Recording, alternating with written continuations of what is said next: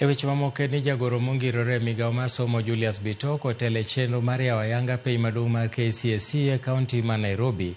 Bitok manochopo e kar kano otese mag penj ma Westland DCC opo ni nyaka okinyi ma kawuono mar chako ayanga penyno onge midhiero ma giseyudo mamulo penj kata jopuonjre kopogore kod tho mar jopuonjre 14 Elgeyo Marakwet manoywer kod koth mapek manokelo sienyruok malo.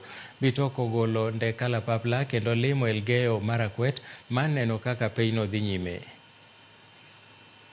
And all the requirements that are required to ensure that every candidate is given a chance to sit for the examinations. I single out Elgeyo Marakwet, which we had an incident last weekend. We have also made arrangements.